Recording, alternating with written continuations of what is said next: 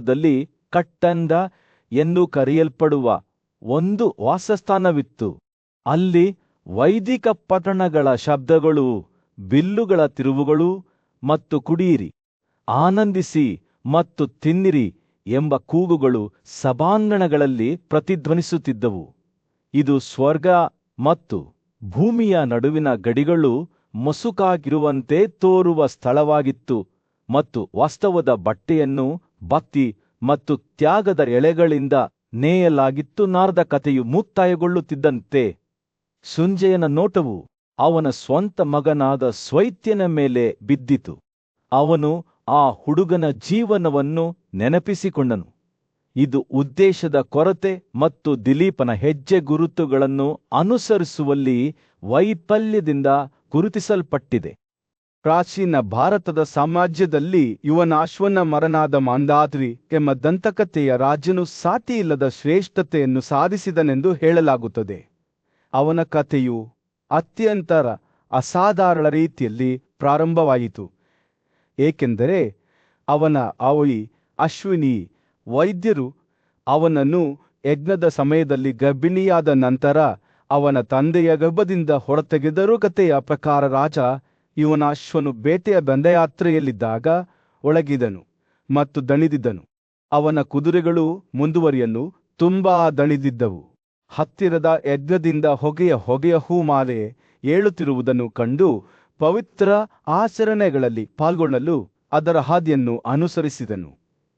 ಅಲ್ಲಿಯೇ ಅವನು ಅಜಾಗರೂಕತೆಯಿಂದ ಮಾಂಧಾತ್ರಿಯನ್ನು ಕಲ್ಪಿಸಿಕೊಂಡನು. ದೇವತೆಗಳೇ ಆ ಮಗುವಿನ ದಿವ್ಯ ವೈಭವವನ್ನು ನೋಡಿ ಆಶ್ಚರ್ಯಚಕಿತರಾದರು ಮತ್ತು ಅವರು ಅವನ ಪೋಷಣೆಯನ್ನು ಹೇಗೆ ಒದಗಿಸಬಹುದು ಎಂದು ಆಶ್ಚರ್ಯಪಟ್ಟರು. ದೇವತೆಗಳ ಪ್ರಬಲ ರಾಜನಾದ ಇಂದ್ರನು ಮುಂದೆ ಬಂದು ತನ್ನ ತಾಯಿಯ ಹಾಲಿಗೆ ಪೌಷ್ಟಿಕ ಪರ್ಯಾಯವಾಗಿ ತನ್ನ ಬೆರಳುಗಳನ್ನು ಅರ್ಪಿಸಿದನು. ಆದ್ದರಿಂದ ಇಂದ್ರನ ಸ್ವಂತ ಕೈಯಿಂದ ಮಾಂಧಾತ್ರಿಯನ್ನು ಉಳಿಸಿಕೊಳ್ಳಲು ಸಿಹಿ ಅಮೃತವು ಹರಿಯಿತು. ಹುಡುಗನು ಇಂದ್ರನ ಬೆರಳುಗಳನ್ನು ಹೀರಿಕೊಳ್ಳುತ್ತಿದ್ದಂತೆ ಅವನು ಆಶ್ಚರ್ಯಕರ ಪ್ರಮಾಣದಲ್ಲಿ ಬೆಳೆದು ಪ್ರತಿದಿನ 12 ಮೊಳ ಎತ್ತರಕ್ಕೆ ಏರಿದನು.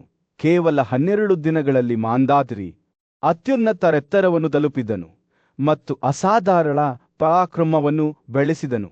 ತನ್ನ ಬಲವಾದ ಬಿಲ್ಲಿನಿಂದ ಅವನು ಒಂದೇ ದಿನದಲ್ಲಿ ಇಡೀ ಭೂಮಿಯನ್ನು ವಶಪಡಿಸಿಕೊಂಡನು. ಯಾವುದೇ ಸವಾಲನ್ನು ಸೋಲಿಸಲಿಲ್ಲ. ಅವನ ವಿಜಯಗಳು ಅಸಂಖ್ಯಾತವಾಗಿದ್ದವು. ಜನಮೇಜಯ ಸುಧಾಮನ್ ಜರಸುನ ಬೃಹದತನುಗ ಎಲ್ಲವೂ ಅವನ ಮುಂದೆ ಬಿದ್ದವು.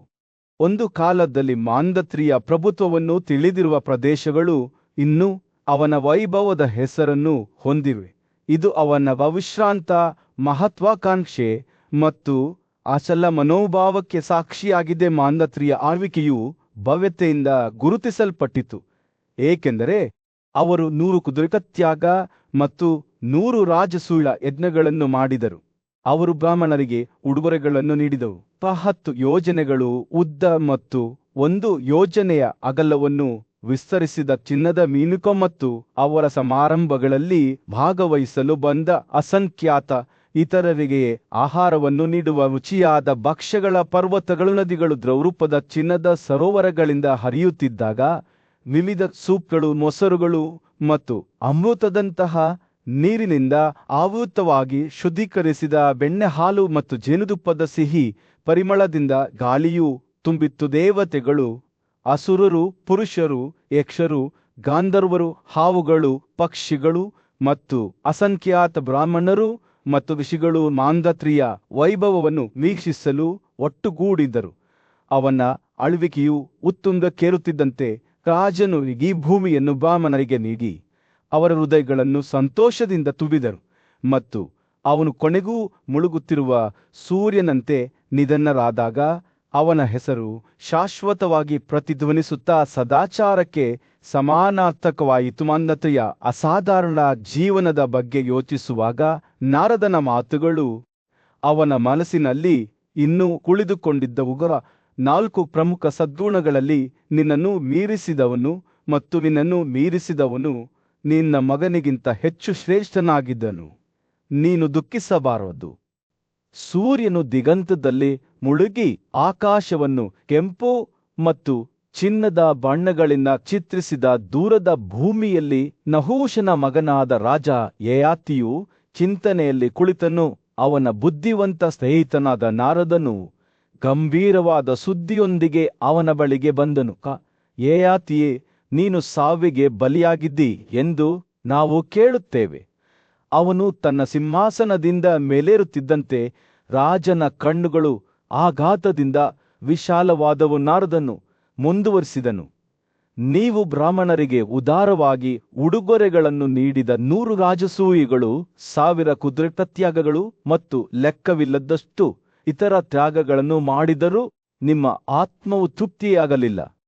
ನೀವು ಮ್ಲೇಚ್ಛರ ಮತ್ತು ಬ್ರಾಹ್ಮಣರನ್ನು ದ್ವೇಷಿಸುವವರ ಸಂಪತ್ತನ್ನು ನೀಡಿದ್ದೀರಿ. ಭೂಮಿಯನ್ನು 4 ಭಾಗಗಳಾಗಿ ವಿಭಜಿಸಿ ಅದನ್ನು 4 ಯೋಗ್ಯ ವ್ಯಕ್ತಿಗಳಿಗೆ ವಿತರಿಸಿದ್ದೀರಿ. ನಾರದನು ಮಾತನಾಡುತ್ತಿದ್ದಂತೆ ಯಯಾತಿಯ ಆಲೋಚನೆಗಳು ಅವನ ಸದ್ಗುಣಶೀಲ ಕಾರ್ಯಗಳಿಗೆ ತಿರುಗಿತ್ತು. ದೇವರುಗಳು ಮತ್ತು ಅಸುರರು ಯುದ್ಧಕ್ಕೆ ಸಿದ್ಧರಾದಾಗ ರಾಜ ಯಯಾತಿಯು ದೇವರುಗಳ ಪರವಾಗಿದ್ದನು.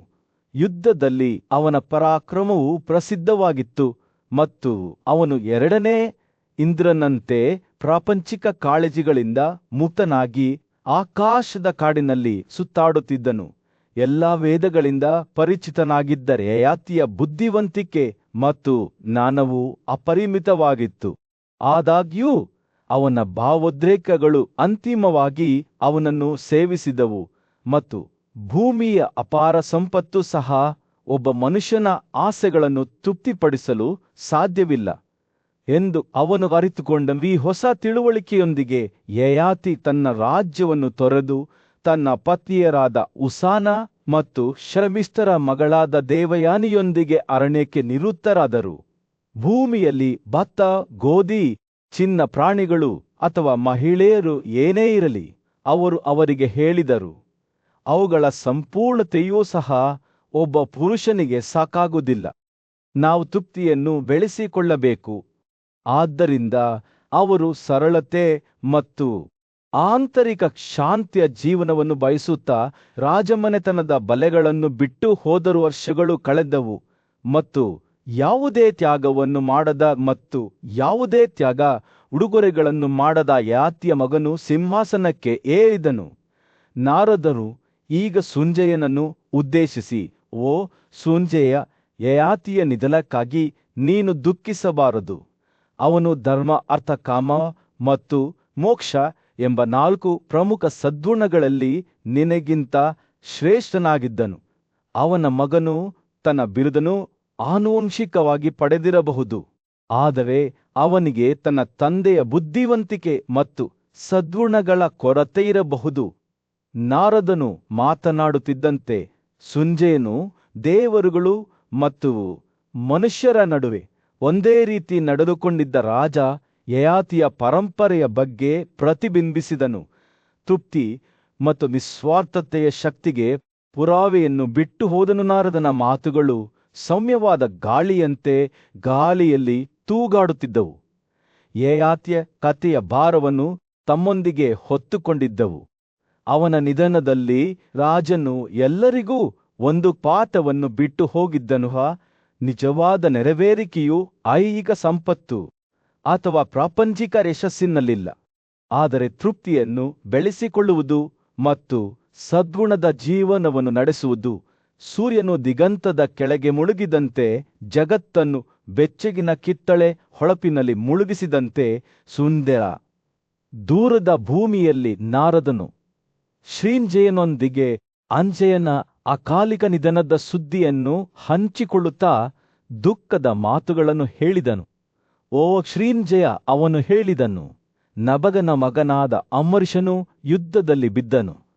ಒಬ್ಬನೇ ಅವನು 1000 ರಾಜರ ವಿರುದ್ಧ ಹೋರಾಡಿದನು.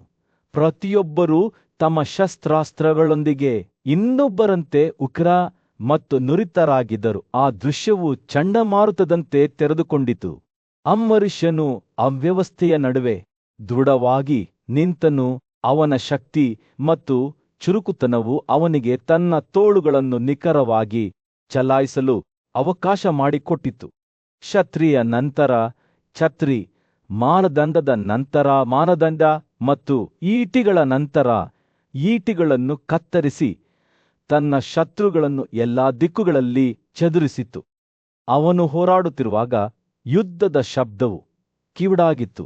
ಆದರೆ ಅಂಬರೀಷನ ಗಮನವು ಅಚಲವಾಗಿತ್ತು. ಹೋರಾಟವು ಮುಂದುವರಿದಂತೆ ಶತ್ರು ನಾಯಕರು ದುರ್ಬಲರಾಗಲು ಪ್ರಾರಂಭಿಸಿದರು.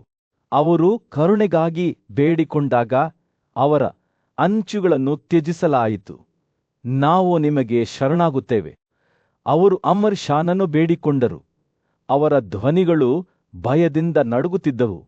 ಆದಾಗ್ಯೂ ಅವನು ವಿಜಯದಲ್ಲಿ ಕ್ರೌರ್ಯವನ್ನು ತೋರಿಸುವವನಲ್ಲ. ತನ್ನ ಕೈ ಅಲೆಯಿಂದ ಅವನು ಅವರ ಜೀವಗಳನ್ನು ಉಳಿಸಿದನು ಮತ್ತು ಅವರಿಗೆ ರಕ್ಷಣೆಯನ್ನು ನೀಡಿದನು. ಯುದ್ಧದ ನಂತರ ಅಂಬರೀಷರ ವಿಜಯವನ್ನು ದೇಶದಾದ್ಯಂತ ಆಚರಿಸಲಾಯಿತು. ಅವರು 100 ಭವ್ಯವಾದ ತ್ಯಾಗಗಳನ್ನು ಮಾಡಿದರು. ಪ್ರತಿಯೊಂದು ಧರ್ಮಗ್ರಂಥಗಳು ನಿಗದಿಪಡಿಸಿದ ಪ್ರಾಚೀನ ಆಚರಣೆಗಳ ಬಗೆಗಿನ ಅವರ ಭಕ್ತಿಗೆ ಸಾಕ್ಷಿಯಾಗಿದೆ. ಎಲ್ಲಾ ರೀತಿಯ ಭಕ್ಷ್ಯಗಳು ಲಭ್ಯವಿದ್ದವುಗ.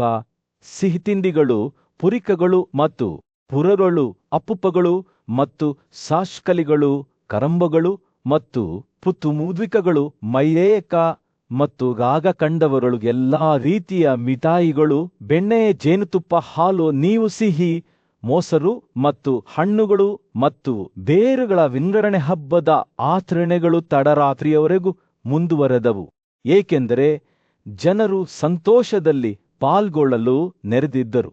ಮದ್ಯಕ್ಕೆ ಒಗ್ಗಿಕೊಂಡವರು ತಮ್ಮ ಪಾನೀಯಗಳನ್ನು ಕುಡಿಯುತ್ತಿದ್ದರು, ಹಾಡುತ್ತಿದ್ದರು ಮತ್ತು ತಮ್ಮ ವಾದ್ಯಗಳ ಮೇಲೆ ಸಂಗೀತ ನುಡಿಸುತ್ತಿದ್ದರು.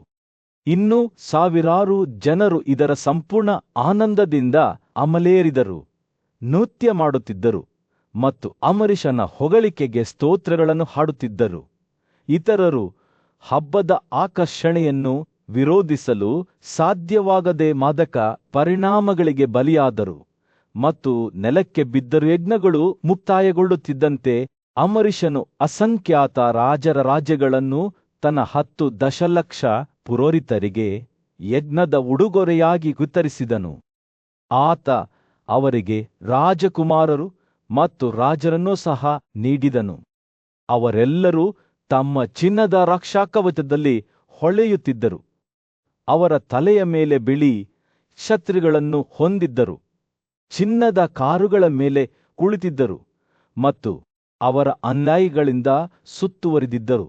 ಅಂಬರೀಷರ ಔದಾರ್ಯಕ್ಕೆ ಸಾಕ್ಷಿಯಾದ ಮಹಾನುಷಿಗಳು ಸಂತೋಷ ಮತ್ತು ಮೆಚ್ಚುಗೆಯಿಂದ ತುಂಬಿದ್ದರು. ಅವರ ಮೊದಲು ಅಥವಾ ನಂತರ ಯಾರೂ ಅವರ ಉದಾರತೆಯ ಮಟ್ಟವನ್ನು ಹೊಂದಿಲ್ಲ ಎಂದು ಅವರು ಘೋಷಿಸಿದರು. ನೀವು ಮರಣ ಹೊಂದಿದಾಗ ಅವರು ಸಂಜಯನಿಗೆ 4 ಪ್ರಮುಖ ಸದ್ಗುಣಗಳಲ್ಲಿ ನಿಮಗಿಂತ ಶ್ರೇಷ್ಠರು ಯಾರು ಮತ್ತು ನಿಮ್ಮ ಮಗನಿಗಿಂತ ಶ್ರೇಷ್ಠರು ಯಾರು? ಅವರು ಯಾವುದೇ ತ್ಯಾಗವನ್ನು ಮಾಡಲಿಲ್ಲ ಮತ್ತು ಯಾವುದೇ ತ್ಯಾಗ ಉಡುಗೊರೆಯನ್ನು ನೀಡಲಿಲ್ಲ. ಅವರ ಮಾತುಗಳು ಸೌಮ್ಯವಾದ ಚೀಮಾರಿಗಳಾಗಿ ಕಾರ್ಯನಿರ್ವಹಿಸುತ್ತಿದ್ದವು. ದೂರದ ರಾಜ್ಯವೊಂದರಲ್ಲಿ ರಾಜ ಸಸಾವೆಂದು ಸರ್ವೋನ್ನತ ಆಳ್ವಿಕೆ ನಡೆಸಿದನು. ಅವನ ಹೆಸರು ಭೂಮಿಯಲ್ಲಿ ಪ್ರತಿಧ್ವನಿಸಿತು. ಸೌಂದರ್ಯ ಮತ್ತು ಯುದ್ಧದಲ್ಲಿ ಸಾಟಿಯಿಲ್ಲದ ಪರಾಕ್ರಮಕ್ಕೆ ಸಮಾನಾರ್ಥಕವಾಗಿದೆ. ಒಬ್ಬ ಬುದ್ಧಿವಂತ ಕೃಷಿಯಾದ ನಾರದನು ರಾಜನ ನಿಧನದ ಸುದ್ದಿಯನ್ನು ಹಂಚಿಕೊಳ್ಳುವಾಗ ಅವನ ಮಾತುಗಳು ಗೌರವದಿಂದ ತೊಟ್ಟಿಕ್ಕಿದವು. ಸಂಜೆಯ ನಾರದನು ನಿಧಾನವಾಗಿ ಹೇಳಿದನು, ರಾಜ ಸಾಸವಿಂದು ಈ ಜಗತ್ತನ್ನು ಬಿಟ್ಟು ಹೋಗಿದ್ದಾನೆ. ಅವನು ನ್ಯಾಯಯುತ ಆಡಳಿತಗಾರನಾಗಿದ್ದನು. ಅವಳ ಸದ್ಗುಣಗಳು ಸ್ಪಷ್ಟವಾದ ರಾತ್ರಿಯಲ್ಲಿ ನಕ್ಷತ್ರಗಳಂತೆ ಹೊಳೆಯುತ್ತಿದ್ದವು. ಅವನ ರಾಜ್ಯವು ಅವನ ಶ್ರೇಷ್ಠತೆಗೆ ಸಾಕ್ಷಿಯಾಗಿದೆ. ಸಮೃದ್ಧಿಯ ಭೂಮಿ, ಅಲ್ಲಿ ಜನರು ತೃಪ್ತಿ ಮತ್ತು ಶಾಂತಿಯಿಂದ ವಾಸಿಸುತ್ತಿದ್ದರು. ನಾರದನು ಮಾತನಾಡುತ್ತಿದ್ದಂತೆ ಸಂಜಯನ ಕಣ್ಣುಗಳು ಆಶ್ಚರ್ಯದಿಂದ ವಿಶಾಲವಾದವು. ಅವನು ಸಾಸವಿಂದನ ಸಾಹಸಗಳ ಕಥೆಗಳನ್ನು ಕೇಳಿದ್ದನು, ಆದರೆ ಯಾವುದೂ ಅವನನ್ನು ಸತ್ಯಕ್ಕೆ ಸಿದ್ಧಗೊಳಿಸಲಿಲ್ಲ.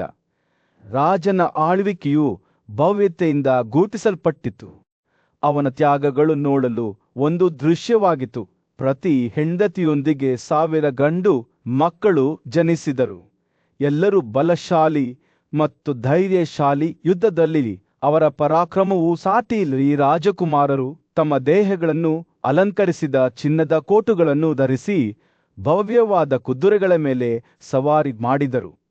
ತಮ್ಮ ಶತ್ರುಗಳನ್ನು ಹೊಡೆದುರುಳಿಸುವಾಗ ತಮ್ಮ ಬಿಲ್ಲುಗಳು ನಿಖರವಾಗಿ ಹಾಡುತ್ತಿದ್ದವು. ಅವರ ಮೇಲಿನ ಅವರ ತಂದೆಯ ಪ್ರೀತಿಗೆ ಯಾವುದೇ ಮಿತಿ ಇರಲಿಲ್ಲ. ಅವನು ಪ್ರತಿಯೊಬ್ಬರನ್ನು ಬ್ರಾಹ್ಮಣರಿಗೆ ಉಡುಗೊರೆಯಾಗಿ ನೀಡಿದನು. ತಮ್ಮ ದೊಡ್ಡ ಕುದುರೆ ತ್ಯಾಗಗಳಲ್ಲಿ ಅವುಗಳನ್ನು ಉಡುಗೊರೆಯಾಗಿ ನೀಡಿದನು. ಪ್ರತಿ ರಾಜಕುಮಾರನ ಹಿಂದೆ 100 ಜನರ ತಂಡವು ಹಿಂಬಾಲಿಸುತ್ತಿತ್ತು. ಚಿನ್ನದಿಂದ ಅಲಂಕರಿಸಲ್ಪಟ್ಟ ಕಾರುಗಳು, ಆನೆಗಳು ಮತ್ತು ಸುಂದರ ಕನ್ಯೆಯರು. ಅವರ ಪರಿವಾರದ ಸೌಂದರ್ಯವು ಬ್ರಾಹ್ಮಣರಿಗೆ ರಾಜನು ನೀಡಿದ ಉಡುಗೊರೆಗಳ ವೈಭವದಿಂದ ಮಾತ್ರ ಹೊಂದಿಕೆಯಾಯಿತು. 2 ಮೈಲಿ ಎತ್ತರದ ಆಹಾರ ಮತ್ತು ಪಾನೀಯಗಳ ಪರ್ವತಗಳು ಅವರ ಕುದುರೆ ತ್ಯಾಗಗಳು ಪೂರ್ಣಗೊಂಡ ನಂತರವೂ ಅಂತಹ 13 ಪರ್ವತಗಳು ಅಸ್ಪೃಶ್ಯವಾಗಿದ್ದವು. ನಾರದನು ಶಾಂತಿಯುತ ರಾಜ್ಯದ ಚಿತ್ರವನ್ನು ಚಿತ್ರಿಸಿದಾಗ ಸುಂಜೆಯನ್ನು ಆಲಿಸಿದನು, ಮಂತ್ರಮುಗ್ಧರಾದನು. ಜನರು ಸಂತೋಷದಿಂದ ಭಯದಿಂದ ಮುಕ್ತರಾಗಿ ಅವರ ಹೊಟ್ಟೆ ತುಂಬಿದ ಮತ್ತು ಸಂತೃಪ್ತಿಯಿಂದ ಬದುಕುತ್ತಿದ್ದರು. ರಾಜನ ಆಳ್ವಿಕೆಯು ಸುದೀರ್ಘವಾಗಿತ್ತು, ಆದರೆ ಅಂತಿಮವಾಗಿ ಅವನು ಸ್ವರ್ಗಕ್ಕೆ ಏರಿ ಮುಂದಿನ ಪೀಳಿಗೆಗೆ ನೆನಪಿನಲ್ಲಿ ಉಳಿಯುವ ಪರಂಪರೆಯನ್ನು ಬಿಟ್ಟು ಹೋದನು. ರಾಜನ ಜೀವನದ ಬಗ್ಗೆ ಪ್ರತಿಬಿಂಬಿಸಿದಂತೆ ನಾರದನ ಮಾತುಗಳು ಆಳವಾದವು.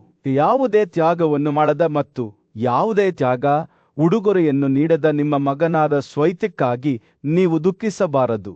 ಅವನು ಸದ್ಗುಣದ ಎಲ್ಲ ಅಂಶಗಳಲ್ಲಿ ರಾಜ ಸಾಸವಿಂದುಗಿಂತ ಕೆಳಮಟ್ಟದವನಾಗಿದ್ದನು. ಸತ್ಯವು ಗಟ್ಟಿಯಾಗಿತ್ತು, ಆದರೆ ಇದು ಒಂದು ಜ್ಞಾಪನೆಯಾಗಿಯೂ ಕಾರ್ಯನಿರ್ವಹಿಸಿತು. ನಿಜವಾದ ಶ್ರೇಷ್ಠತೆಯು ಒಬ್ಬರ ಕಾರ್ಯಗಳ ಭವ್ಯತೆಯಲ್ಲಿಲ್ಲ, ಆದರೆ ಒಬ್ಬರ ಪಾತ್ರದ ಆಳದಲ್ಲಿದೆ. ನಾರದನ ಮಾತುಗಳ ಬುದ್ಧಿವಂತಿಕೆಯನ್ನು ಒಪ್ಪಿಕೊಂಡು ಸುಂಜೆಯನ್ನು ತಲೆ ಬಾಗಿದನು. ರಾಜನ ಉದಾಹರಣೆಯಿಂದ ತಾನು ಕಲಿಯಬೇಕಾದದ್ದು ಬಹಳಷ್ಟಿದೆ ಎಂದು ಅವನಿಗೆ ತಿಳಿದಿತ್ತು. ಇದು ಅವನೊಂದಿಗೆ ಉಳಿದ ದಿನಗಳವರೆಗೆ ಉಳಿಯುವ ಪಾಠವಾಗಿತ್ತು. ಪ್ರಾಚೀನ ಭಾರತದ ಸಾಮ್ರಾಜ್ಯದಲ್ಲಿ ಅಮೃತರಾಯರ ಮಗನಾದ ಗಯ ಎಂಬ ರಾಜನು ತನ್ನ ಅಸಾಧಾರಣ ಭಕ್ತಿಗೆ ಹೆಸರುವಾಸಿಯಾಗಿದ್ದನು. 100 ವರ್ಷಗಳ ಕಾಲ ಅವನು ಯಜ್ಞದ ಬೆಂಕಿಯಲ್ಲಿ ಸುರಿದ ಶುದ್ಧೀಕರಿಸಿದ ಬೆಣ್ಣೆಯ ಅವಶೇಷಗಳ ಮೇಲೆ ಮಾತ್ರ ಬದುಕುತ್ತಿದ್ದನು.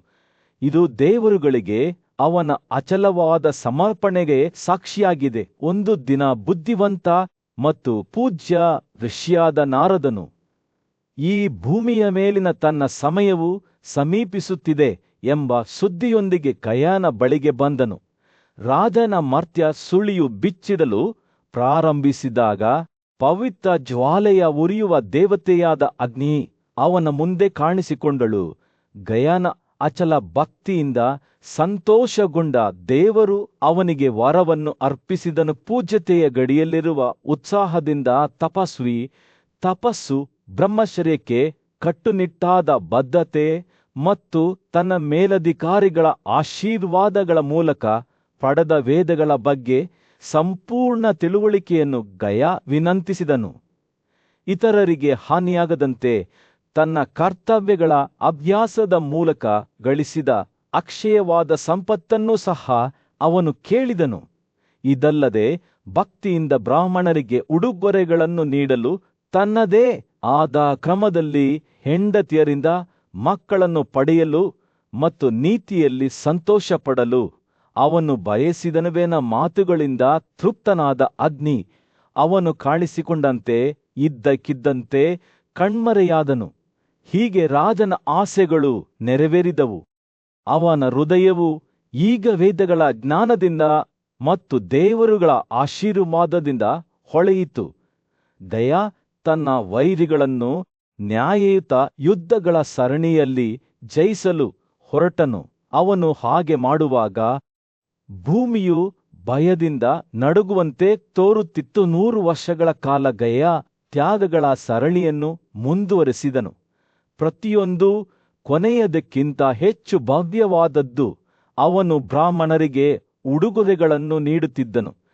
ಪ್ರತಿ ಯಜ್ಞವನ್ನು ಪೂರ್ಣಗೊಳಿಸಿದ ನಂತರ 100,000 ಕೈನ್ 10,000 ಕುದುರೆಗಳು ಮತ್ತು 1,000,000 ಚಿನ್ನದ ನಾಣ್ಯಗಳನ್ನು ವಿತರಿಸಿದನು. ಪ್ರತಿ ನಕ್ಷತ್ರಪುಂಜದ ಅಡಿಯಲ್ಲಿ ಅವನು ಸಂಪ್ರದಾಯದಿಂದ ನಿಗದಿಪಡಿಸಿದ ಉಡುಗೊರೆಗಳನ್ನು ನೀಡಿದನು. ತನ್ನ ರಾಜ್ಯವನ್ನು ಸಂಪತ್ತು ಮತ್ತು ಔದಾರ್ಯದಿಂದ ಸುರಿಸಿದನುಗಾದ ಕುದುರೆ ಯಜ್ಞದ ವೈಭವವು ನೋಡಲು ಒಂದು ಅದ್ಭುತ ದೃಶ್ಯವಾಗಿತ್ತು. ರಾಜನ ನುರಿತ ಕುಶಲಕರ್ಮಿಗಳು ರಚಿಸಿದ ಚಿನ್ನದ ಭೂಮಿಯನ್ನು ಬ್ರಾಹ್ಮಣರಿಗೆ ನೀಡಲಾಯಿತು. ಅವರು ಅದರ ಸೌಂದರ್ಯವನ್ನು ನೋಡಿ ಆಶ್ಚರ್ಯಚಕಿತರಾದರು. ಈ ಯಜ್ಞದಲ್ಲಿ ಬಳಸಿದ ಕಂಬಗಳನ್ನು ಚಿನ್ನದಿಂದ ತಯಾರಿಸಿ ರಾತ್ರಿಯ ಆಕಾಶದಲ್ಲಿ ನಕ್ಷತ್ರಗಳಂತೆ ಹೊಳೆಯುವ ರತ್ನಗಳಿಂದ ಅಲಂಕರಿಸಲಾಗಿತ್ತು. ಗಯನ ತ್ಯಾಗವು ಉತ್ತುಂಗಕ್ಕೇರುತ್ತಿದ್ದಂತೆ ಸಮುದ್ರದ ಆಳದಿಂದ ಮೇಲಿರುವ ಆಕಾಶದವರೆಗೆ ಪ್ರಪಂಚದ ಜೀವಿಗಳು ಆತನ ಔದಾರ್ಯದ ಪರಿಣಾಮಗಳನ್ನು ಅನುಭವಿಸಿದವು. ರಾಜನು ವಿತರಿಸಿದ ಸಂಪತ್ತು ಮತ್ತು ಆಹಾರದ ಸಮೃದ್ಧಿಯನ್ನು ನೋಡಿ ಅವರು ಸಂತೋಷಪಟ್ಟರು. ಗಯಾನ ವೈಭವಕ್ಕೆ ಬೇರೆ ಯಾವುದೇ ತ್ಯಾಗವು ಹೊಂದಿಕೆಯಾಗುವುದಿಲ್ಲ ಎಂದು ಘೋಷಿಸಿದರು. ಪರ್ವತಗಳೂ ಸಹ ಸಂತೋಷದಿಂದ ನಡುಗುತ್ತಿದ್ದವು. ಕುದುರೆ ತ್ಯಾಗವು ಕೊನೆಗೊಂಡಾಗ 25 ಬೆಟ್ಟಗಳ ಆಹಾರ ಪದಾರ್ಥಗಳು ಹಾಗೂ ರಸಭರಿತ ಪಾನೀಯಗಳಿಂದ ತುಂಬಿ ಹರಿಯುವ ಹಲವಾರು ಸರೋವರಗಳು ಮತ್ತು ನದಿಗಳು ಅಲುಗಾಡದೆ ಉಳಿದವು. ಪವಿತ್ರ ಬಲಿಪೀಠದ ಉದ್ದ 30 ಯೋಜನೆಗಳು, ಅಗಲ 20 ಯೋಜನೆಗಳು ಮತ್ತು ಎತ್ತರದಲ್ಲಿ 20 ಯೋಜನೆಗಳನ್ನು ಮಾಡಲಾಯಿತು. ಸೂರ್ಯನು ದಿಗಂತದಲ್ಲಿ ಮುಳುಗಿ ಆಕಾಶವನ್ನು ಕಂದು ಮತ್ತು ಚಿನ್ನದ ಬಣ್ಣಗಳಿಂದ ಚಿತ್ರಿಸಿದ ದೂರದ ಭೂಮಿಯಲ್ಲಿ ಸುಂಜಯನ ಮಗ ರಂತಿದೇವರೆಂಬ ರಾಜನಿದ್ದನು. ಅವನು ದೇಶದ ಪವಿತ್ರ ಸಂಪ್ರದಾಯಗಳನ್ನು ಎತ್ತಿ ಹಿಡಿದ ಪೂಜ್ಯ ಪುರೋಹಿತರಾದ ಬ್ರಾಹ್ಮಣರ ಬಗೆಗಿನ ತನ್ನ ಮಿತಿಯಿಲ್ಲದ ಔದಾರ್ಯ ಮತ್ತು ಸಹಾನುಭೂತಿಗೆ ಹೆಸರುವಾಸಿಯಾಗಿದ್ದನು. ರಂತಿದೇವನ ಅಡುಗೆಮನೆಯು ನೋಡಲು ವಿಸ್ಮಯಕಾರಿಯಾಗಿತ್ತು. ಅಲ್ಲಿ 2,00,000 ನುರಿತ ಅಡುಗೆಯವರು ದೇವರಿಗೆ ಸರಿಹೊಂದುವ ಸೊಗಸಾದ ಔತಣಗಳನ್ನು ತಯಾರಿಸಲು ಹಗಲು ರಾತ್ರಿ ಶ್ರಮಿಸಿದರು. ಆವಿಯಲ್ಲಿ ಬೇಯಿಸಿದ ಭಕ್ಷ್ಯಗಳ ಸುವಾಸನೆಯು ಗಾಳಿಯಲ್ಲಿ ಹರಡಿತು. ದೂರದ ಅತಿಥಿಗಳನ್ನು ರಾಜನ ಆತಿಥ್ಯದಲ್ಲಿ ಪಾಲ್ಗೊಳ್ಳಲು ಪ್ರೇರೇಪಿಸಿತು. ತನ್ನ ಬಳಿ ಹೇರಳವಾದ ಸಂಪನ್ಮೂಲಗಳೊಂದಿಗೆ ರಂತಿದೇವನು, ನಾನು ನಿನಗೆ ನಿಷ್ಕಾಸಗಳನ್ನು ನೀಡುತ್ತೇನೆ ಎಂದು ಕೂಗುತ್ತಿದ್ದನು. ಬ್ರಾಹ್ಮಣರ ಮೇಲೆ ತನ್ನ ಮಿತಿಯಿಲ್ಲದ ಔದಾರ್ಯವನ್ನು ಸಂಕೇತಿಸುವ ಒಂದು ಚಿನ್ನ, ಅವನು ಬ್ರಾಹ್ಮಣರ ಮೇಲೆ ತನ್ನ ಸಂಪತ್ತನ್ನು ಸುರಿಸುತ್ತಿದ್ದನು. ಜನರು ಪೂಜಿಸುವ ಪ್ರಾಚೀನ ಧರ್ಮಗ್ರಂಥಗಳಾದ ವೇದಗಳ ಬಗೆಗಿನ ರಾಜನ ಭಕ್ತಿಯು ಸಾಟಿಯಿಲ್ಲದಂತಿತ್ತು. ಅವನು ಅವುಗಳನ್ನು ಬಹಳ ಶ್ರದ್ಧೆಯಿಂದ ಅಧ್ಯಯನ ಮಾಡಿ ಅವರ ಬೋಧನೆಗಳನ್ನು ತನ್ನ ದೈನಂದಿನ ಜೀವನದಲ್ಲಿ ಅಳವಡಿಸಿಕೊಂಡಿದ್ದನು. ನ್ಯಾಯ ಮತ್ತು ಸದಾಚಾರನ ತತ್ವಗಳನ್ನು ಎತ್ತಿ ಹಿಡಿದು ನ್ಯಾಯಯುತ ಹೋರಾಟದ ಮೂಲಕ ತನ್ನ ಶತ್ರುಗಳನ್ನು ನಿಗ್ರಹಿಸಿದ್ದರಿಂದ ಯುದ್ಧ ಭೂಮಿಯಲ್ಲಿ ಅವನ ಪರಾಕ್ರಮವು ದಂತಕಥೆಯಾಗಿತ್ತು. ದೂರದ ಪ್ರಾಣಿಗಳು ಅವನ ಬಳಿಗೆ ಬರುತ್ತವೆ. ಅವನ ಅಗ್ನಿಹೋತ್ರ ಆಚರಣೆಗಳಲ್ಲಿ ತ್ಯಾಗ ಮಾಡಬೇಕೆಂದು ಬಯಸುತ್ತವೆ. ಇದು ಮರಣಾನಂತರದ ಜೀವನಕ್ಕೆ ಅವರ ಸುರಕ್ಷಿತ ಮಾರ್ಗವನ್ನು ಖಾತ್ರಿಪಡಿಸುತ್ತದೆ. ರಂತಿದೇವನ ಅಡುಗೆ ಮನೆಯಿಂದ ಹರಿಯುವ ಸ್ರವಿಸುವಿಕೆಯಿಂದ ಹುಟ್ಟಿದ ಉಪನದಿಯಾದ ಚಾಮನ್ಮತಿಯು ರಾಜನು ಮಾಡಿದ ಅಸಂಖ್ಯಾತ ತ್ಯಾಗಗಳಿಂದ ಹುಟ್ಟಿಕೊಂಡಿತು ಎಂದು ಹೇಳಲಾಗುತ್ತದೆ. ಅವನ ಅರಮನೆಯು ಚಿನ್ನ ಮತ್ತು ಅಮೂಲ್ಯ ರತ್ನಗಳ ನಿಧಿಯಾಗಿತ್ತು. ಅಲ್ಲಿ ರಂತಿದೇವನು ಆಗಾಗ್ಗೆ ತನ್ನ ಸಂಪತ್ತನ್ನು ಚಿನ್ನದ ಗೂಳಿಗಳು, ಕೈನ್ ಮತ್ತು ನಿಷ್ಕಾಗಳ ರೂಪದಲ್ಲಿ ನೀಡುತ್ತಿದ್ದನು.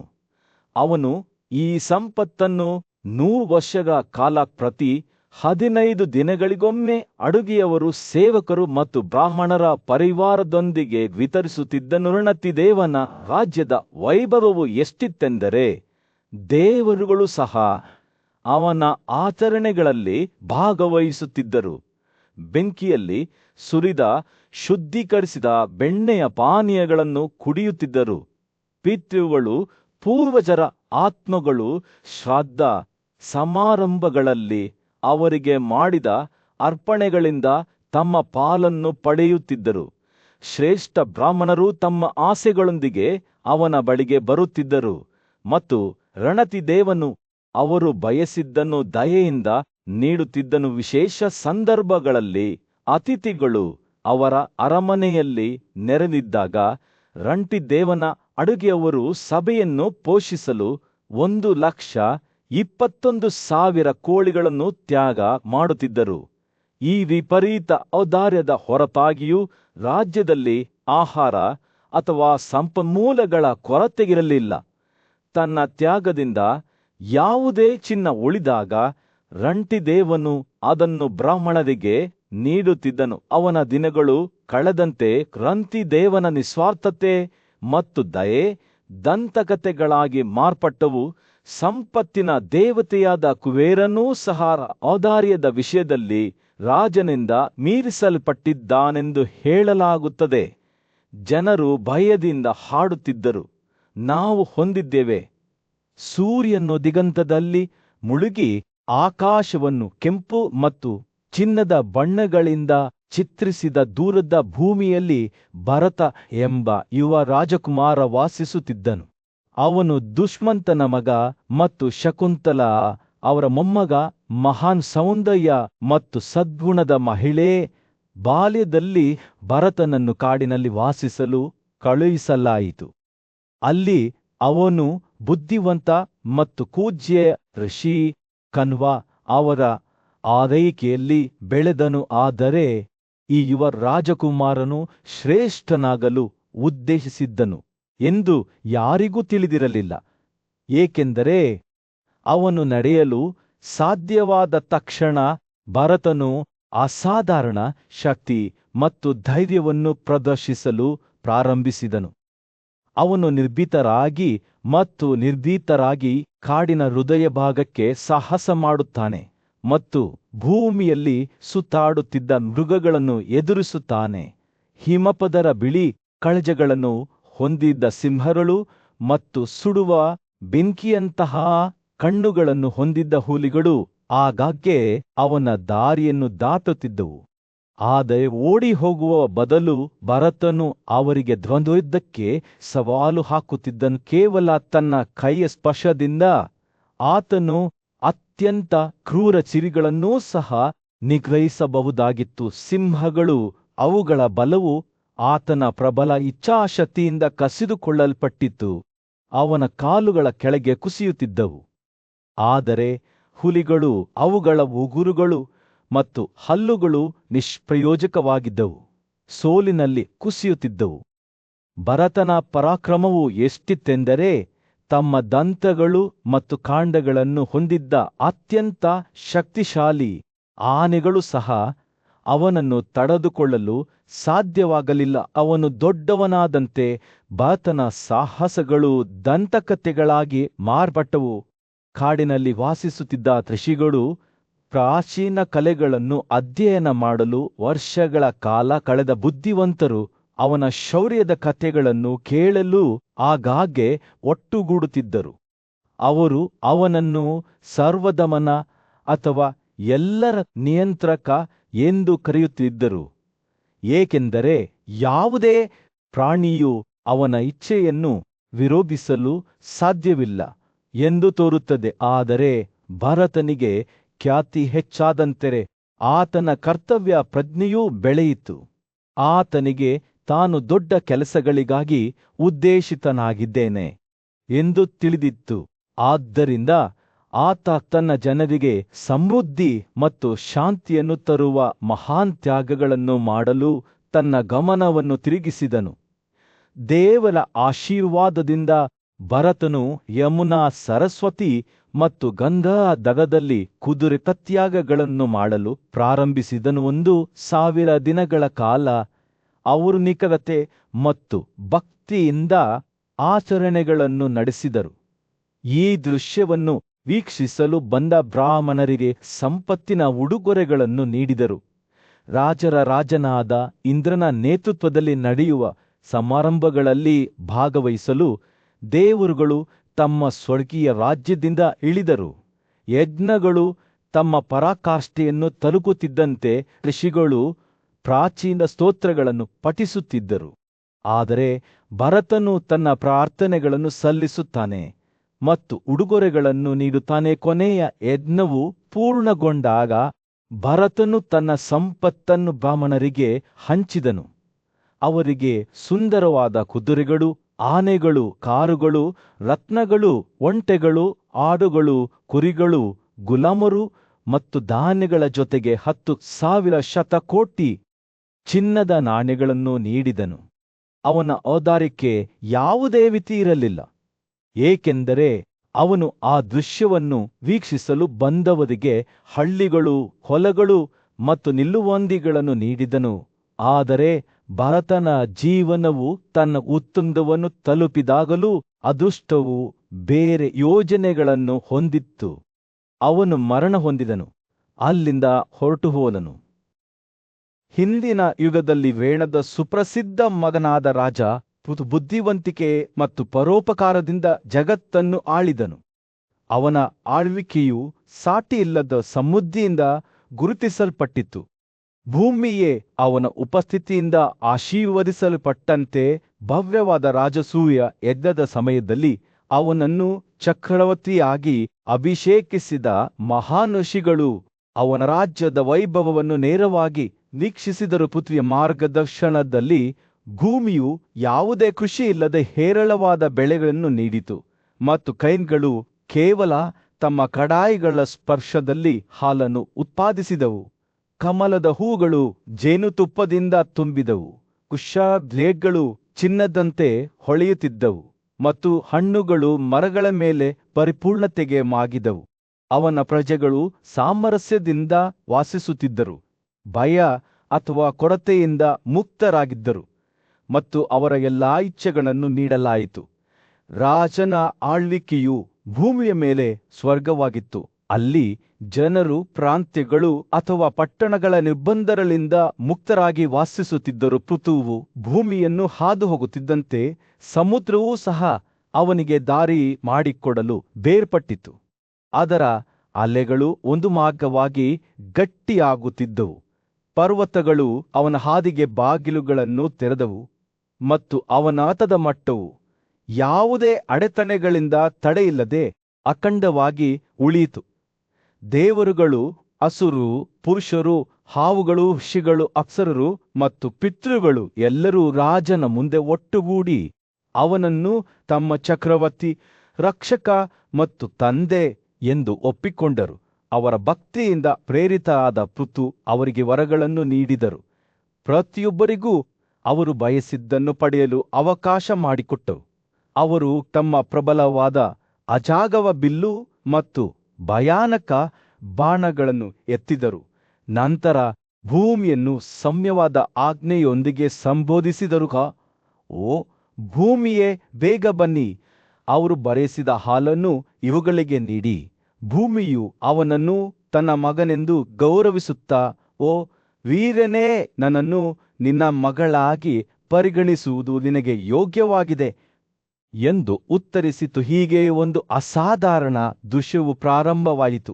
ಪೃಥ್ವಿಯ ಪ್ರಜೆಗಳು ಭೂಮಿಯನ್ನು ಹಾಲುಣಿಸುತ್ತಿದ್ದಂತೆ ಪ್ರತಿ ಗುಂಪು ಅವರು ಬಯಸಿದ್ದನ್ನು ಪಡೆದರು. ಮರಗಳು ಮದ್ಯಕ್ಕಾಗಿ ತಮ್ಮ ರಸವನ್ನು ನೀಡಿತು. ಪರ್ವತಗಳು ರತ್ನಗಳು ಮತ್ತು ಗಿಡಮೂಲಿಕೆಗಳನ್ನು ಉತ್ಪಾದಿಸಿದವು. ದೇವರುಗಳು ಮತ್ತು ಅಸುರರು ಶಕ್ತಿ ಮತ್ತು ಶಕ್ತಿಯನ್ನು ಪಡೆದರು. ಮಾನವರು ಬೆಳೆಗಳನ್ನು ಬೆಳೆಸಿದರು. ಹಾವುಗಳು ವಿಷವನ್ನು ಹೊರತೆಗೆದವು. ಋಷಿಗಳು ವೇದಗಳನ್ನು ಪಡೆದರು. ಯಕ್ಷರು ಇಚ್ಛೆಯಂತೆ ಕಣ್ಮರೆಯಾಗುವ ಶಕ್ತಿಯನ್ನು ಪಡೆದರು. ಗಂಧರ್ವರು ಮತ್ತು ಅಪ್ಸರರು ಪರಿಮಳಯುಕ್ತ ಸುಗಂಧ ದ್ರವ್ಯಗಳನ್ನು ಸಂಗ್ರಹಿಸಿದರು. ಪಿತೃಗಳು ತಮ್ಮ ಹಾಲಾಗಿ ಸ್ವಾಹವನ್ನು ಪಡೆದರು. ಈ ಅದ್ಭುತ ಕಾರ್ಯದಲ್ಲಿ ಬಳಸಿದ ಕರುಗಳು ಮತ್ತು ಪಾತ್ರಗಳು ಸಹ ಇಂದಿಗೂ ಭೂಮಿಯ ಪರೋಪಕಾರಕ್ಕೆ ಸಾಕ್ಷಿಯಾಗಿವೆ. ರಾಜನು ಯಜ್ಞಗಳನ್ನು ಮಾಡುವುದನ್ನು ಮುಂದುವರೆಸಿದಾಗ ಅವರು ಎಲ್ಲಾ ಜೀವಿಗಳಿಗೆ ಅವರ ಹೃದಯವನ್ನು ಸಂತೋಷಪಡಿಸುವ ಉಡುಗೊರೆಗಳನ್ನು ನೀಡುವ ಮೂಲಕ ಅವರನ್ನು ತೃಪ್ತಿಪಡಿಸಿದರು. ಅವರು ಭೂಮಿಯ ಮೇಲಿನ ಪ್ರತಿಯೊಂದು ವಸ್ತುವಿನ ಚಿನ್ನದ ಪ್ರತಿಮೆಗಳನ್ನು ರಚಿಸಿದರು ಮತ್ತು ಅವುಗಳನ್ನು ಬ್ರಾಹ್ಮಣರಿಗೆ ತಮ್ಮ ದೊಡ್ಡ ಕುದುರೆ ಯಜ್ಞವಾಗಿ ನೀಡಿದರು. ಚಿನ್ನದಿಂದ ಮಾಡಿದ 60,000 ಆನೆಗಳನ್ನು, ಆಭರಣಗಳು, ರತ್ನಗಳು ಮತ್ತು ಚಿನ್ನದಿಂದ ಅಲಂಕರಿಸಿದ ಇಡೀ ಭೂಮಿಯ ಜೊತೆಗೆ ಪುರೋಹಿತರಿಗೆ ನೀಡಲಾಯಿತು. ಅಂತಿಮವಾಗಿ ಪೃಥ್ವಿಯ ಕಾಲವು ಕೊನೆಗೊಂಡಾಗ ಅವನ ಪ್ರಜೆಗಳು ಅವನ ನಿಧನಕ್ಕೆ ಶೋಕಿಸಿದರು. ಆದರೆ ಬುದ್ಧಿವಂತ ಋಷಿಯಾದ ನಾರದನು ಅವರ ದುಃಖವು ತಪ್ಪಾಗಿದೆ ಎಂದು ಅವರಿಗೆ ನೆನಪಿಸಿದನು. ಪ್ರಾಚೀನ ಭಾರತದ ಭೂಮಿಯಲ್ಲಿ ಬುದ್ಧಿವಂತ ಮತ್ತು ಪೂಜ್ಯ ಋಷಿಯಾದ ನಾರದನು ಆಳವಾದ ದುಃಖದಿಂದ ತುಂಬಿದ ಅವನ ಕಣ್ಣುಗಳೊಂದಿಗೆ ಸುಂಚೆನ ಮುಂದೆ ನಿಂತನು. ಅವನು ಇತಿಹಾಸದ ಹಾದಿಯನ್ನು ಶಾಶ್ವತವಾಗಿ ಬದಲಾಯಿಸುವ ಮಾತುಗಳನ್ನು ಹೇಳಿದನು. ಎಲ್ಲ ವೀರರು ಪೂಜಿಸುವ ಮಹಾನ್ ತಪಸ್ವಿ ನಾಯಕನಾದ ರಾಮನೂ ಸಹ ಸಾಯುತ್ತಾನೆ. ಅವನ ಜೀವನವು ಅವನ ಆಸೆಗಳನ್ನು ತೃಪ್ತಿಪಡಿಸುವಷ್ಟು ದೀರ್ಘವಾಗಿರುವುದಿಲ್ಲ. ಜಗದಗ್ನಿಯ ಮಗನಾದ ರಾಮನು ಶೌರ್ಯ ಮತ್ತು ಸದ್ಗುಣಕ್ಕೆ ಸಮಾನಾರ್ಥಕವಾದ ಹೆಸರಾಗಿದ್ದನು. ಅವನು ಏಕಾಂಗಿಯಾಗಿ ಭೂಮಿಯನ್ನು ಅದರ ಅತಿದೊಡ್ಡ ದುಷ್ಕೃತ್ಯಗಳಿಂದ ಮುಕ್ತಗೊಳಿಸಿದರು. ಸಾಟಿಯಿಲ್ಲದ ಸಮೃದ್ಧಿಯ ಯುಗಕ್ಕೆ ನಾಂದಿ ಹಾಡಿದನು. ಆದರೆ ಅವನು ತನ್ನ ಸಾಧನೆಗಳ ವೈಭವವನ್ನು ಆನಂದಿಸುತ್ತಿದ್ದರೂ ನಾರದನ ಮಾತುಗಳು ಅವನೊಳಗೆ ಒಂದು ಸ್ವರಮೇಳವನ್ನು ಹೊಡೆದವು. ರಾಮನ ಕಥೆಯು ಅನೇಕ ವರ್ಷಗಳ ಹಿಂದೆ ಪ್ರಾರಂಭವಾಯಿತು. ಆತನ ತಂದೆ ಜಮದಗ್ನಿ ಹಿಂದೆಂದು ಸೋಲಿಸಲ್ಪಡದ ಕ್ಷತ್ರಿಯ ಯೋಧನಾದ ಕರ್ತವ್ಯವಿರ್ಯನಿಂದ ಕ್ರೂರವಾಗಿ ಕೊಲ್ಲಲ್ಪಟ್ಟಾಗ ರಾಮನು ಕೋಪದಿಂದ ಮತ್ತು ನ್ಯಾಯದ ಬಯಕೆಯಿಂದ ಉತ್ತೇಜಿಸಲ್ಪಟ್ಟನು. ಕರ್ತವ್ಯವಿರ್ಯನನ್ನು ಸುಲಭವಾಗಿ ಕೊಂದನು. ನಂತರದ ಯುದ್ಧದಲ್ಲಿ 7,000 ಕ್ಷತ್ರಿಯರನ್ನು ಕತ್ತರಿಸುವಾಗ ಅವನ ವಿಲ್ಲು ಅದರ ಮಾರಣಾಂತಿಕ ಹಾಡನ್ನು ಹಾಡಿತು. ಅವರಲ್ಲಿ ದಂತಗುರ ದೇಶದ ಬ್ರಾಹ್ಮಣ ದ್ವೇಷದ ಯೋಧರು ಇದ್ದರು. ಅವರು ರಾಮನ ಕಳಿಯಲ್ಲಿ ತಮ್ಮ ಅಂತ್ಯವನ್ನು ಎದುರಿಸಿದರು. ಹತ್ಯಾಕಾಂಡವು ತೆರೆದುಕೊಳ್ಳುತ್ತಿದ್ದಂತೆ ರಾಮನ ಕೊಡಲಿ ಎದ್ದು ನಿಖರವಾಗಿ ಬಿದ್ದು 10,000 ಕ್ಷತ್ರಿಯರನ್ನು ಹೊಡೆದಿದೆ. ತನ್ನ ಶತ್ರುಗಳು ಎಸೆದ ಅವಮಾನವನ್ನು ಸಹಿಸಲು ಅವನಿಗೆ ಸಾಧ್ಯವಾಗಲಿಲ್ಲ, ಅಥವಾ ವಧೆಗೆ ಸಾಕ್ಷಿಯಾದ ಬ್ರಾಹ್ಮಣರ ದುಃಖದ ಕೂಗು ಸಹಿಸಲು ಅವನಿಗೆ ಸಾಧ್ಯವಾಗಲಿಲ್ಲ. ತೀವ್ರ ದೃಢ ನಿಶ್ಚಯದಿಂದ ರಾಮರು ಕಾಶ್ಮೀರಿಗಳು ದರಾದರು ಮತ್ತು ಇತರ ಬುಡಕಟ್ಟುಗಳ ಸೋಲಿಸಲ್ಪಟ್ಟ ಸೈನ್ಯಗಳನ್ನು ತನ್ನ ಎಚ್ಚರದಲ್ಲಿ ಬಿಟ್ಟು ಮುನ್ನೆ ಸಾಗಿದನು. ಅವರ ವಿಜಯಗಳು ಅದ್ಭುತವಾದವುಗಳಿಗಿಂತ ಕಡಿಮೆ ಏನೂ ಆಗಿರಲಿಲ್ಲ. ಅವನು ಭಾರತದ ಉದ್ದದಲ್ಲೂ ಸಂಚರಿಸಿದನು. ಪ್ರತಿ ಹೆಜ್ಜೆಗೂ ಸಾವಿರಾರು ಕ್ಷತ್ರಿಯರನ್ನು ಕೊಂದು ಹಾಕಿದನು. ರಾಮನ ಕೊಳೆತ ದಂಡೆಗಳು ಅವನ ವೈರಿಗಳ ಹೃದಯಗಳನ್ನು ಚುಚ್ಚಿದಂತೆ ಭೂಮಿಯೇ ನಡುಗುವಂತೆ ಕಂಡಿತು. ಸರೋವರಗಳು ಮತ್ತು ನದಿಗಳನ್ನು ಒಂದೇ ರೀತಿಯಲ್ಲಿ ತುಂಬಿದ ರಕ್ತದ ಮಹಾಪೂರವನ್ನು ಸೃಷ್ಟಿಸಿತು. ಅಂತಿಮವಾಗಿ ರಾಮನು ಕುದುರೆ ಬಲಿ ಎಂದು ಕರೆಯಲ್ಪಡುವ ಒಂದು ದೊಡ್ಡ ರೆನ್ನವನ್ನು ಸೃಷ್ಟಿಸಿದನು. ಅಲ್ಲಿ ಅವನು ಪ್ರಾಣಿಗಳು ಮತ್ತು ನಿವಾಸಿಗಳಿಂದ ತುಂಬಿದ ಇಡೀ ಭೂಮಿಯನ್ನು ಮಹಾಋಷಿಯಾದ ಕಶ್ಯಪನಿಗೆ ಅರ್ಪಿಸಿದನು. ಭೂಮಿಯು ಅವನ ಉಡುಗೊರೆಯಾಗಿತ್ತು. ದರೋಡೆಕೋರರಿಂದ ಮುಕ್ತವಾಯಿತು ಮತ್ತು ಪ್ರಾಮಾಣಿಕ ಪುರುಷರಿಂದ ತುಂಬಿ ತುಳುಕುತ್ತಿತ್ತು. ಮತ್ತು ಅವನು ಅದರ ಕ್ಷತ್ರಿಯರ ಭೂಮಿಯನ್ನು 21 ಬಾರಿ ವಿಭಜಿಸಿದ್ದರೂ ರಾಮನ ಅಂತಿಮ ತ್ಯಾಗವು ಕೇವಲ ಭೂಮಿಯದ್ದಲ್ಲ, ತನ್ನದು ಆಗಿತ್ತು. ನಾರದನು ಈ ಮಾತುಗಳನ್ನು ಹೇಳುತ್ತಿದ್ದಂತೆ ಯಾವುದೇ ದೊಡ್ಡ ಕಾರ್ಯಗಳನ್ನು ಮಾಡದ ಮತ್ತು ಯಾವುದೇ ದೊಡ್ಡ ತ್ಯಾಗಗಳನ್ನು ಮಾಡದ ತನ್ನ ಸ್ವಂತ ಮೊದಲಿಗಾಗಿ ಸುಂಜಯನ ಹೃದಯವು ನೋವುಂಟು ಮಾಡಿತು. ಆದರೆ ನಾರದನ ಸಂದೇಶವು ಸ್ಪಷ್ಟವಾಗಿತ್ತು. ಶ್ರೇಷ್ಠ ವೀರರೂ ಸಹ ಅಂತಿಮವಾಗಿ ಜೀವನ ಚಕ್ರಕ್ಕೆ ಬಲಿಯಾಗುತ್ತಾರೆ. ಭೃಗುನ ಖ್ಯಾತಿಯನ್ನು ಹೆಚ್ಚಿಸಿದ ರಾಮನು ಒಂದು ದಿನ ಸಾಯುತ್ತಾನೆ. ಮುಂದಿನ ಪೀಳಿಗೆಯ ನೆನಪಿನಲ್ಲಿ ಉಳಿಯುವ ಪರಂಪರೆಯನ್ನು ಬಿಟ್ಟು ಹೋಗುತ್ತಾನೆ. ಅಂತಿಮವಾಗಿ ಕಾಶ್ಯಪನು ಭೂಮಿಯನ್ನು ಸ್ವೀಕರಿಸಿದನು. ಬುದ್ಧಿವಂತ ವ್ಯಾಸನ ಸಮ್ಮುಖದಲ್ಲಿ ರಾಜ ಸುಂಜಯನು 16 ರಾಜರ ಪವಿತ್ರ ಇತಿಹಾಸಗಳನ್ನು ಶ್ರದ್ಧೆಯಿಂದ ಆಲಿಸಿದನು. ಅವರ ಜೀವನವು, ಅವರ ಭಕ್ತಿ ಮತ್ತು ನಿಸ್ವಾರ್ಥ ಕಾರ್ಯಗಳಿಂದ ವಿಸ್ತರಿಸಲ್ಪಟ್ಟಿತು.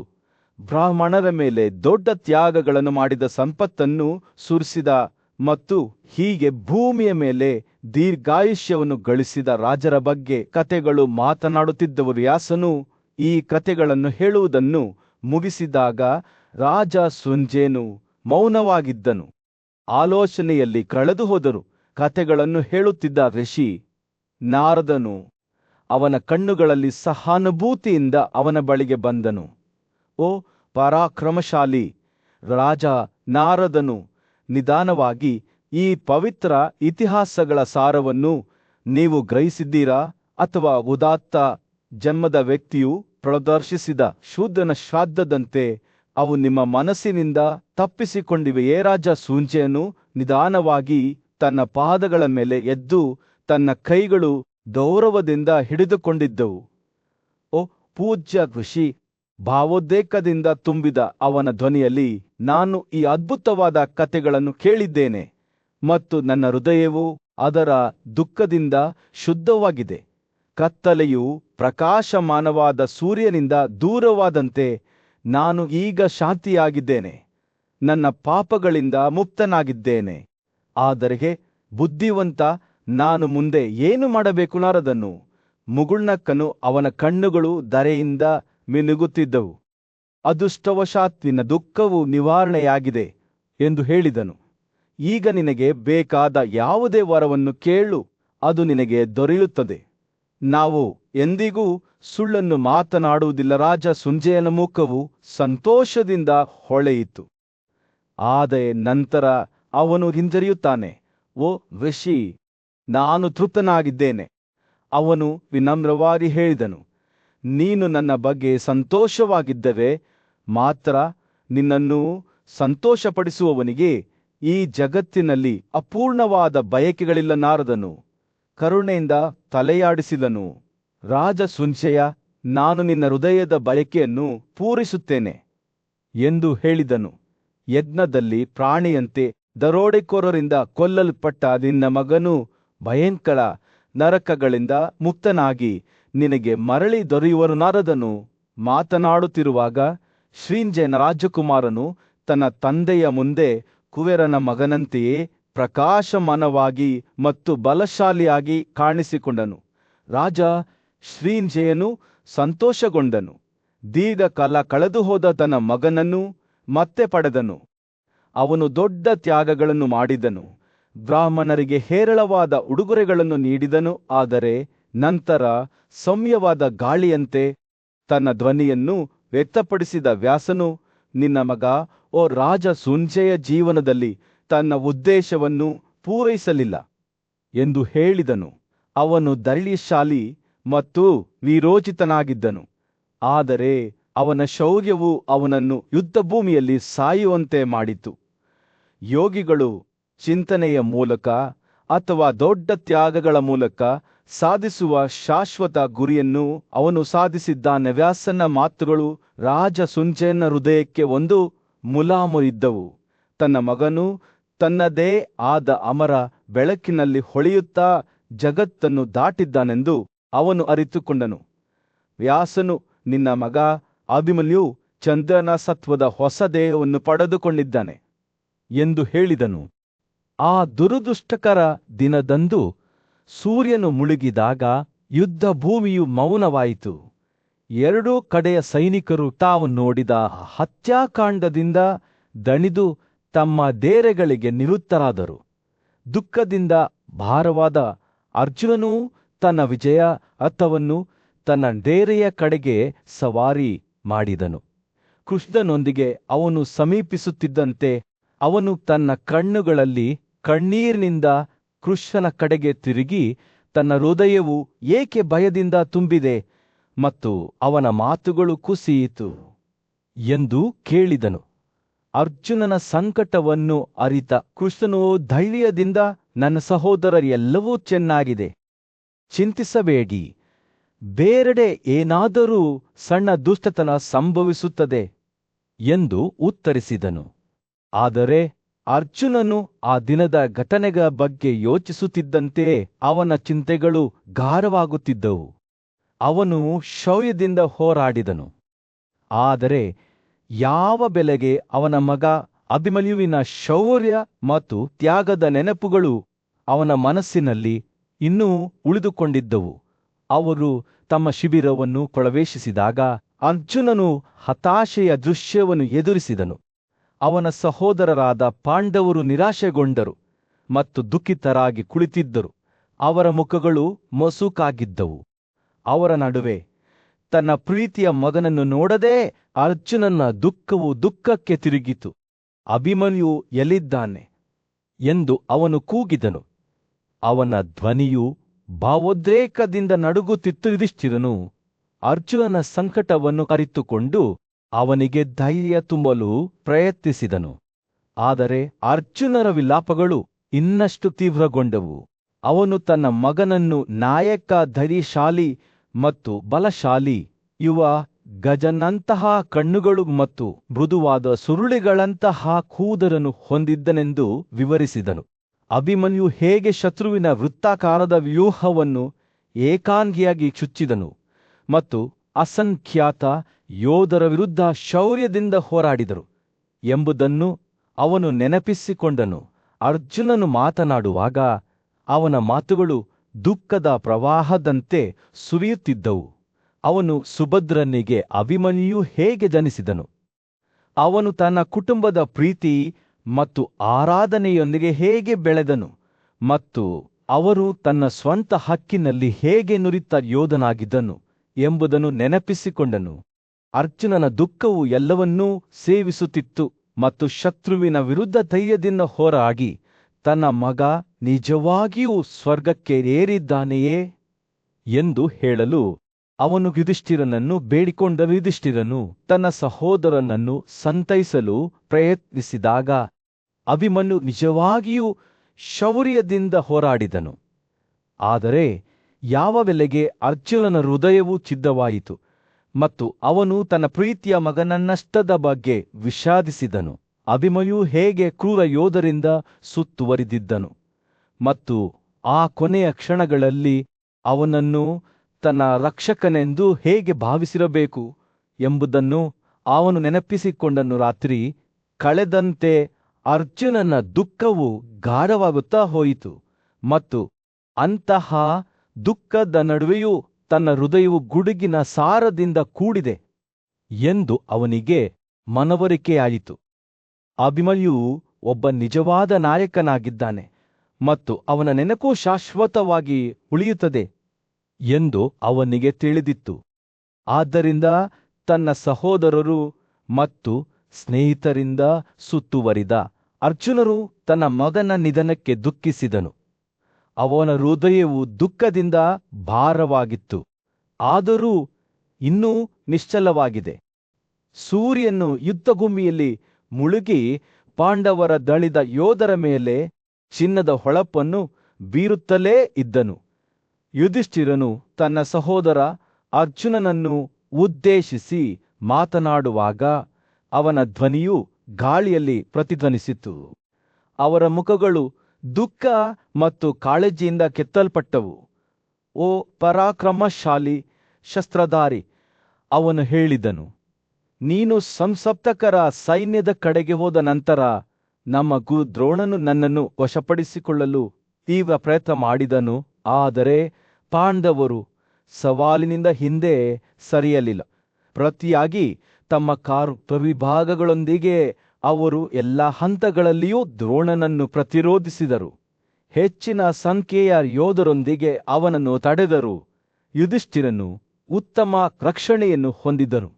ಆದರೆ ಹಾಗಿದ್ದರೂ ಅವನು ಮತ್ತು ಅವನ ಸಹೋದರರು ದ್ರೋಣನ ಬೆಳ್ಶುಕಲುಗಳ ಭಾರವನ್ನು ಅನುಭವಿಸುವುದನ್ನು ತಪ್ಪಿಸಲು ಸಾಧ್ಯವಾಗಲಿಲ್ಲ. ಯುದ್ಧವು ಉಲ್ಬಣಗೊಳ್ಳುತ್ತಿದ್ದಂತೆ ಸುಭದ್ರನ ಮಗನಾದ ಅಭಿಮನ್ಯು ತನ್ನ ಚಿಕ್ಕಪ್ಪಂದಿರಿಂದ ಪ್ರಚೋದಿಸಲ್ಪಟ್ಟ ದ್ರೋಣನ ಸೈನ್ಯವನ್ನು ಎದುರಿಸಲು ಪ್ರಯತ್ನಿಸಿದರು.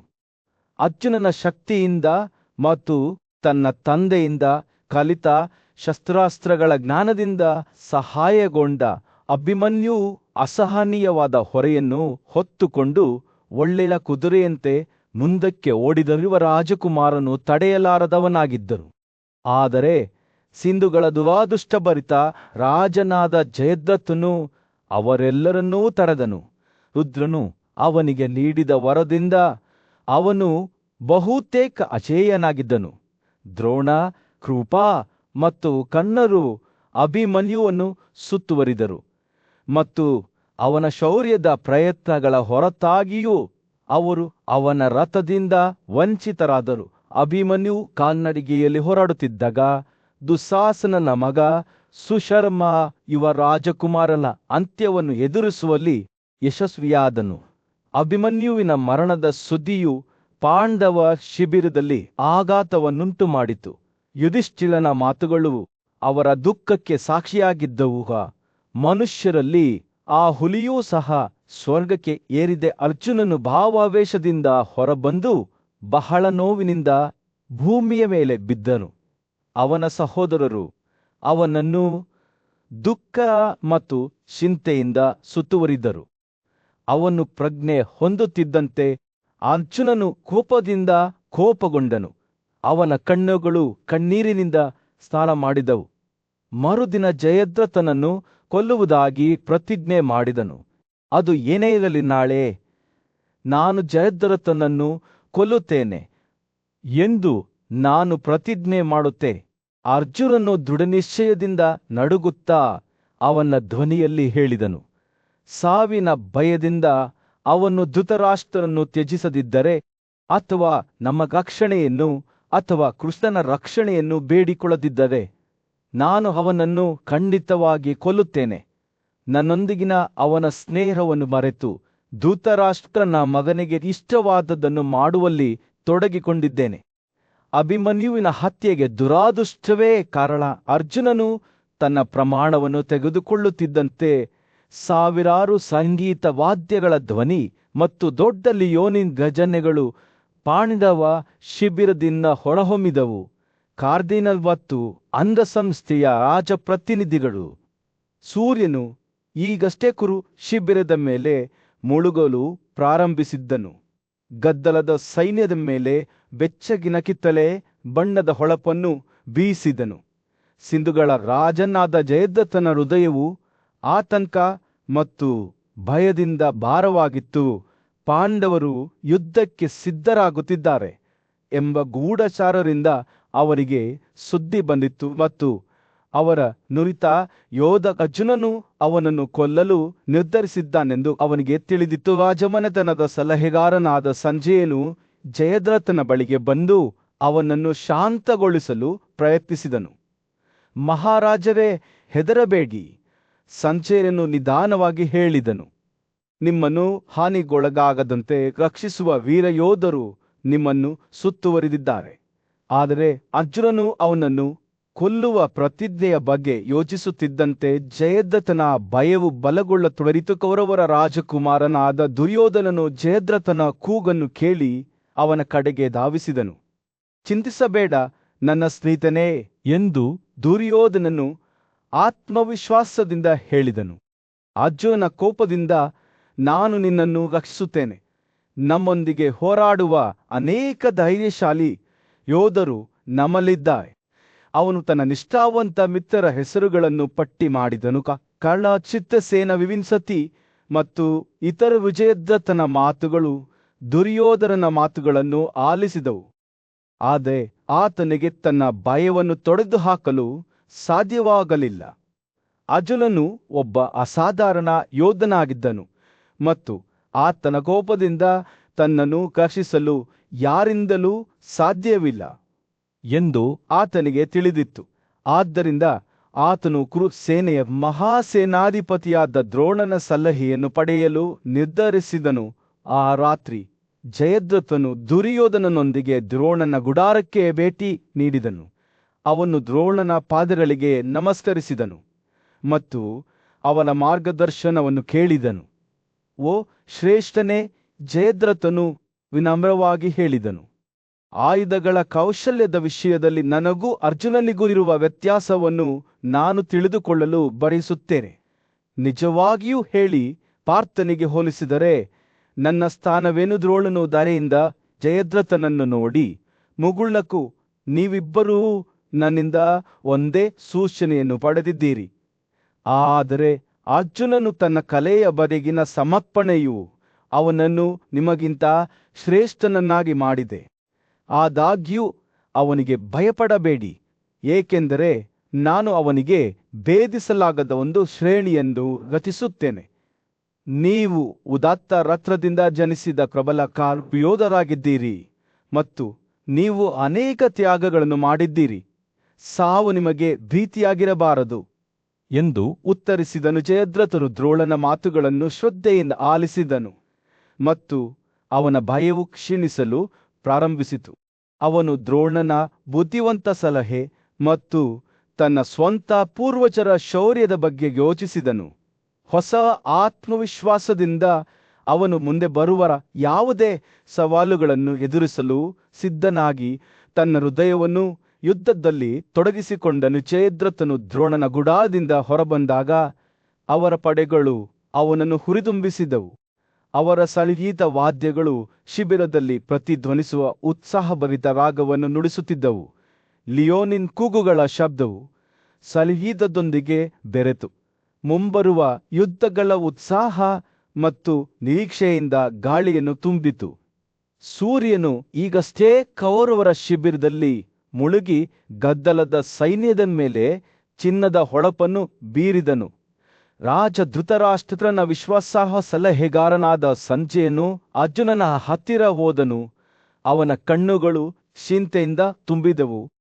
ಅರ್ಜುನ, ನನ್ನ ರಾಜಕುಮಾರ, ಅವನು ತನ್ನ ಧ್ವನಿಯನ್ನು ಕಡಿಮೆ ಮತ್ತು ತೂತು, ನಾನು ನಿನ್ನ ಪ್ರತಿಜ್ಞೆಯ ಬಗ್ಗೆ ಮಾತನಾಡಬೇಕು.